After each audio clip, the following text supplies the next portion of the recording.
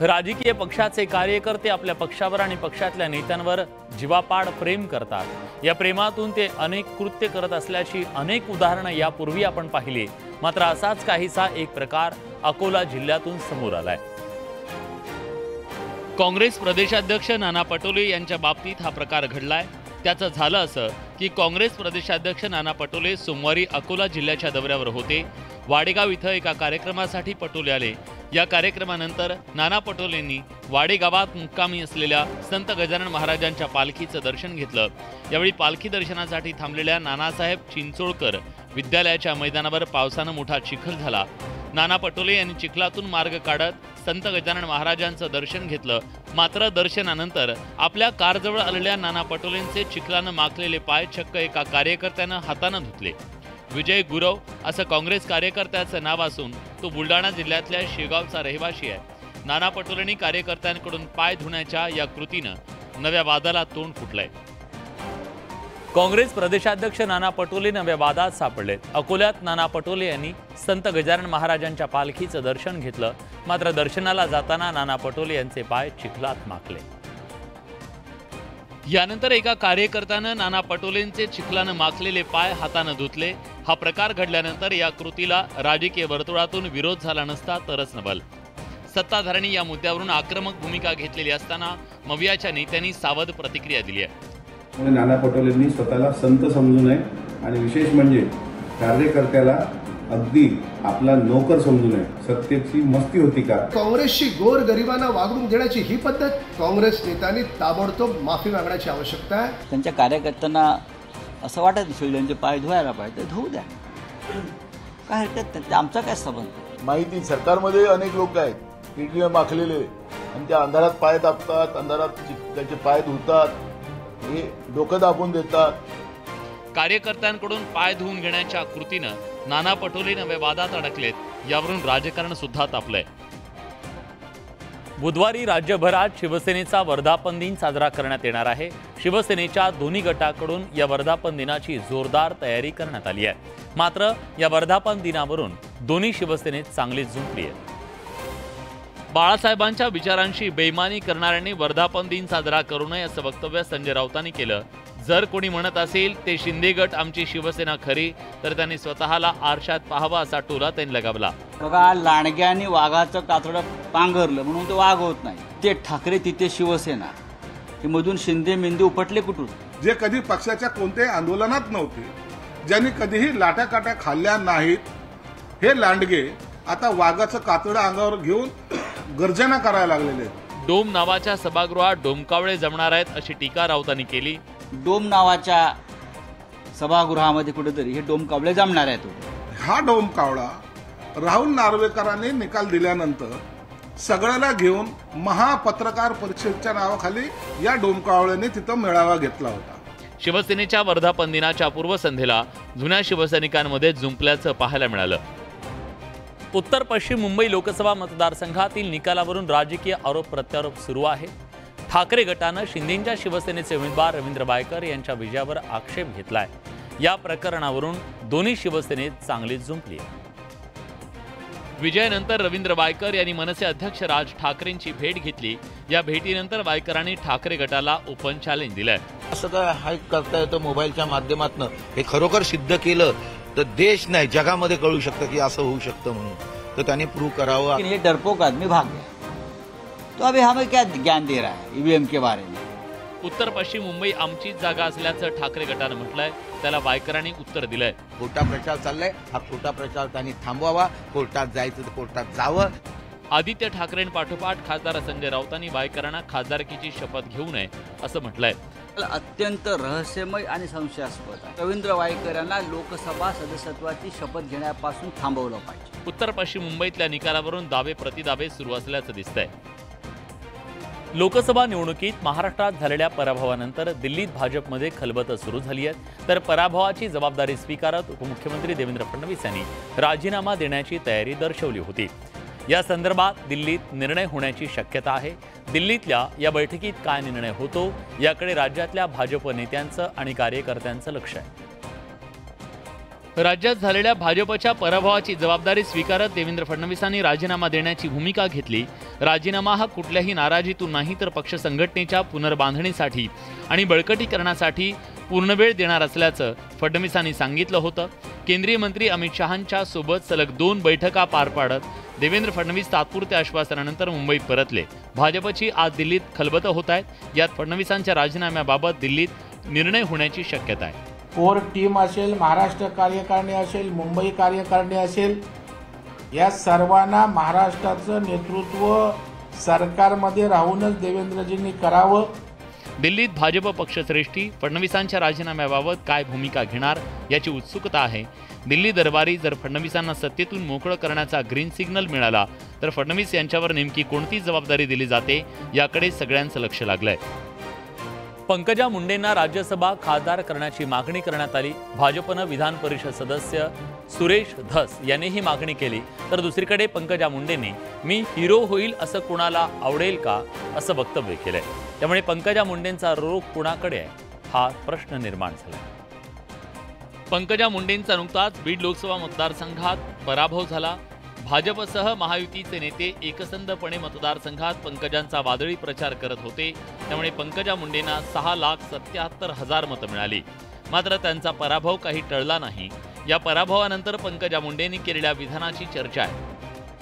6,77,000 मतं आहेत ना, मला 3,000 मतं कमी पडले नाही तर निवडून आले असते.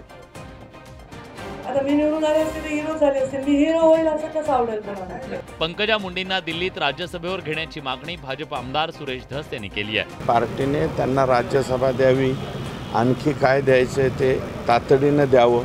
भाजपचं हायकमांड पंकजा मुंडेंना राज्यसभेवर पाठवणार की पुन्हा एकदा आगामी विधानसभा निवडणुकीच्या मैदानात उतरवणार याकडे राज्यातल्या पंकजा मुंडेंच्या समर्थकांचं लक्ष लागलंय. प्रस्तावित शक्तीपीठ महामार्गाला कोल्हापुरातल्या शेतकऱ्यांनी तीव्र विरोध सुरू केलाय. या विरोधात आज कोल्हापुरात विराट मोर्चा काढण्यात आला.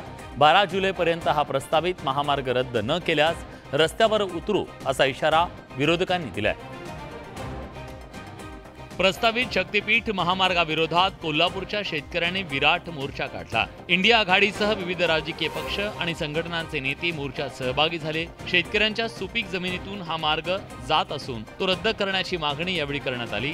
शक्ती मार्ग होऊ देणार नाही असा निर्धार मोर्चात करण्यात आला. मागणी नसताना हा जनतेवर हाल का लादला जातो, शेतकऱ्यांवर का लादला जातो हा मोठा प्रश्न आहे. 12 तारखेनंतर हायवे अडवायला लागला, रस्त्यावर बसायला लागला, रात्र आणि दिवस बसायला लागला. ऊन पावसाचा विचार आम्ही या ठिकाणी करणार नाही. फक्त जमीन जाणार आहे त्यांचाच नव्हे तर ज्यांची जमीन जाणार नाही त्यांचंही वाटोळं होणार आहे. कोल्हापूरच्या दसरा चौकातून जिल्हाधिकारी कार्यालयापर्यंत हा मोर्चा काढण्यात आला. या मोर्चात कोल्हापुरातील शेतकरी आणि सर्वसामान्य नागरिक मोठ्या संख्येनं उपस्थित होते. हा मार्ग रद्द करावा यासाठीचं निवेदन मोर्चेकऱ्यांनी पालकमंत्री हसन मुश्रीफ यांना दिलं. केवळ कोल्हापुरातून नाही तर राज्यातल्या ज्या भागातून हा शक्तीपीठ महामार्ग जातोय त्या ठिकाणी या महामार्गाला विरोध होऊ लागलाय. परभणी, धाराशिव, हिंगोलीत या मार्गाला विरोध होऊ लागलाय. त्यामुळे सरकार काय निर्णय घेतं याकडे सगळ्यांचं लक्ष लागलंय. धाराशिवमध्ये या महामार्गाविरोधात जिल्हाधिकारी कार्यालयासमोर धरणं आंदोलन करण्यात आलं. या आंदोलनात ठाकरेंच्या पक्षाचे आमदार कैलास पाटील आणि सत्ताधारी भाजपचे नेते सहभागी झाले. हिंगोली आणि परभणीतल्या शेतकऱ्यांनी शक्तीपीठ महामार्गाच्या विरोधात आंदोलन केलं. नांदेडमध्ये या महामार्गाविरोधात शेतकऱ्यांनी निदर्शनं केली. या आंदोलनकर्त्या शेतकऱ्यांची भाजपचे नेते अशोक चव्हाण यांनी भेट घेतली. एवढे हजारो कोटी रुपये या महामार्गावर खर्च करण्यापेक्षा ते पैसे आमच्या धाराशिव जिल्ह्यातल्या, आमच्या मानवड्याच्या हक्काच्या पाण्यासाठी जर खर्च केले तर निश्चितच शेतकऱ्यांच्या जीवनामध्ये आनंदी. सर्वत्रच याचा विरोध असल्यामुळे त्याच्या बाबतीमध्ये कुठलेही तुम्ही पुढं काय निर्णय घेऊ नये अशा प्रकारची अपेक्षा आम्ही व्यक्त केली आणि बहुधा ते काम तिने मान्यच केलं आहे की रीतसर त्याचे आदेश पारित होतील. लोकसभा निवडणुकीत शक्तीपीठ महामार्ग जाणाऱ्या ठिकाणी महायुतीला फटका बसला होता. आता शेतकऱ्यांचा वाढता विरोध लक्षात घेता सरकार प्रस्तावित शक्तीपीठ महामार्गाबद्दल काय निर्णय घेतं हे पाहणं महत्त्वाचं आहे. राज्यात आरक्षणाच्या मुद्द्यावरून वातावरण चांगलंच तापलेलं आहे. मनोज जरांगे यांच्या उपोषणाची दखल घेत राज्य सरकारनं मराठा आरक्षणाच्या मागण्यांसाठी 1 महिन्याचा अवधी मागितला. त्यानंतर मनोज जरांगे यांनी आपलं उपोषण मागे घेतलं. मात्र दुसरीकडे ओबीसी समाजाच्या आरक्षणाला धक्का लागणार नाही याची गॅरंटी द्या अशी मागणी करत लक्ष्मण हाके वडीगोद्री गावात उपोषणाला बसलेत. गेल्या 2 दिवसापासून त्यांच्या उपोषणाला मोठा पाठिंबा वाढत असून त्यांनी पाणी घेणं सुद्धा बंद केलंय. त्यामुळे उपोषणकर्ते लक्ष्मण हाके यांची प्रकृती बिघडली असून डॉक्टरांनी त्यांची तपासणी केली. ओबीसी आरक्षणासंदर्भात लक्ष्मण हाकेंचं शिष्टमंडळ सरकारच्या भेटीला जाणार होतं, मात्र आता शिष्टमंडळ सरकारच्या भेटीला जाणार नसल्याचं कळतंय. महाराष्ट्रातल्या मंत्रिमंडळानं महाराष्ट्रातल्या 12 करोड जनतेचे आपण मंत्री आहोत या भावनेनं वागावं. लक्ष्मण हाके यांच्या उपोषणाला राज्यभरातून पाठिंबा वाढतोय. ओबीसी बांधवांकडून हाकेंच्या उपोषणस्थळी गर्दी वाढतीये. मराठा आंदोलक मनोज जरांगे यांच्या उपोषणाची राज्य सरकारनं दखल घेतली, त्यामुळे जरांगे यांनी त्यांचं उपोषण स्थगित केलं. असं असलं तरी ओबीसी मधून आरक्षण देण्याच्या जरांगेंच्या मागणीवरून राज्यात वातावरण तापलेलं आहे. मराठा समाजाला ओबीसी मधून आरक्षण देता येत नाही अशी भूमिका मांडणाऱ्या मंत्री छगन भुजबळ यांच्यावर जरांगेंनी निशाणा साधलाय. भविष्यात गेलं त्याचं असलं गोरगरिबाच्या लेकराचं आरक्षण हिसकून घेण्यात आणि पाप करण्यात. ओबीसी मधूनच आरक्षण घेणार असा पुनरुच्चार त्यांनी केलाय. जास्त ओबीसीतून मराठी आरक्षण घेणार. हाकेंच्या उपोषणाचा संदर्भ देत मराठा आरक्षणासाठी मोठा लढा देण्याचा निर्धार जरांगेंनी व्यक्त केलाय. आरक्षण असणारे लोक जर असं लढायला लागले तर आरक्षण नसणारे त्यांच्यापेक्षा चौपटीला लढतील ना. यावेळी जरांगे यांनी राज्य सरकारवर गंभीर आरोप केलाय. सरकारलाही वाटत असेल किंवा पोलिसांनाही वाटत असेल घातपात झाला पाहिजे. जे मदत करणार नाहीत त्यांना उघडं पाडल्याशिवाय राहणार नाही असा इशारा जरांगेंनी दिलाय. प्रसिद्ध गायिका अलका याज्ञिक यांना दुर्मिळ आजार झाला असल्याची माहिती समोर आली आहे. या आजारानं अलका याज्ञिक यांना सध्या ऐकू येते. अलका याज्ञिक यांनी सोशल मीडियाच्या प्लॅटफॉर्म इंस्टाग्रामवरून याबद्दलची माहिती दिली आहे. प्रसिद्ध पार्श्वगायिका अलका याज्ञिकच्या चाहत्यांसाठी आजचा दिवस धक्कादायक होता. अलका याज्ञिक गेल्या काही दिवसांपासून दिसत का नाही अशी चर्चा सुरू होती, मात्र आज त्यांनी त्यांच्या दोन्ही कानांनी ऐकू येत नाही असा खुलासा इन्स्टा पोस्टमध्ये केला. काही आठवड्यांच्या आधी मी फ्लाईटमधून बाहेर येत होते तेव्हा मला असं जाणवलं की मी काही ऐकू शकत नाहीये. डॉक्टरांनी योग्य तपासणी केल्यानंतर ही गोष्ट समोर आली. मला sensory neural nerve hearing loss हा दुर्मिळ आजार झालाय. हे एका व्हायरल अटॅकमुळे झालंय. या आजाराची माहिती मिळाल्यानंतर मी शॉक झाले. ही गोष्ट स्वीकारण्याचा मी प्रयत्न करते. मी माझ्या चाहत्यांना सांगू इच्छिते की तुम्ही हेडफोन्स आणि मोठ्या आवाजापासून दूर राहा. एक दिवस या सगळ्यावर मी विस्तृतपणे बोलेन. मला आशा आहे की तुमच्या प्रेम आणि पाठिंब्यानं लवकर बरे होईन आणि परत येईन. या कठीण काळात तुम्ही सगळे माझ्यासाठी सर्व काही आहात. राज्यात अनेक भागांना पावसाची प्रतीक्षा असली तरी राज्याच्या काही भागात मुसळधार पाऊस कोसळला. धाराशिव, सोलापूर, वाशिमला पावसानं झोडपून काढलं, त्यामुळे बळीराजा सुखावलाय तर उकाड्यानं हैराण झालेल्या नागरिकांना दिलासा मिळालाय. दरम्यान कोकणात 21 जून तर विदर्भातील मराठवाड्यात 24 जून नंतर मान्सून स्थिरावणार असल्याची माहिती मिळते. 2 दिवसांच्या विश्रांतीनंतर धाराशिव जिल्ह्यात जोरदार पाऊस झाला. तुळजापूर, कळंबसह अनेक तालुक्यांना पावसानं झोडपून काढलं. तुळजापूर जवळच्या बायपास रोडवरच्या आराध्यवाडी या पुलाखाली मोठ्या प्रमाणात पावसाचं पाणी वाहू लागलं होतं. पावसापासून आश्रय घेण्यासाठी दुचाकी चालक थांबले होते, मात्र पावसाच्या पाण्याच्या प्रवाहाच्या वेगानं दुचाकी देखील पाण्यात वाहून जाऊ लागल्या. मोठ्या कसरतीनं दुचाकीस्वारांनी दुचाकींना पाण्यात वाहून जाण्यापासून वाचवलं. पुणे जिल्ह्याच्या शिरूर तालुक्यातील शिक्रापूर, कासारी, तळेगाव परिसराला ढगफुटी सदृश्य पावसानं झोडपलं. शेतीचं त्यामुळे प्रचंड नुकसान झालं. अनेक शेतकऱ्यांच्या शेताचे बांध फुटून शेतातली माती वाहून गेली, तर फळबागांसह नुकतीच खरीपाची पेरणी केलेली उभी पिकं पुराच्या पाण्यात वाहून गेली. वाशिम जिल्ह्याच्या शिरपूर आणि आजूबाजूच्या परिसराला पावसानं झोडपून काढलं. या पावसामुळे सखल भागात पाणी साचलं. महाराष्ट्रातल्या एका गावात एक नवा कोरा रस्ता तयार झाला. हा रस्ता असा बनला की त्याच्याकडे पाहून तुम्ही विचाराल, हा रस्ता आहे की पापड. या रस्त्याला निकृष्ट बोलणं हा निकृष्ट शब्दाला सुद्धा लाजवणारा ठरेल अशी इथली परिस्थिती. सोलापूरच्या बार्शी तालुक्यातून हा धक्कादायक प्रकार समोर आलाय. इथं महिन्याभरापूर्वीच तयार करण्यात आलेल्या रस्त्याची पोलखोल ग्रामस्थांनी केली आहे. रस्त्याचं काम निकृष्ट पद्धतीनं झाल्याचा आरोप ग्रामस्थांनी केलाय.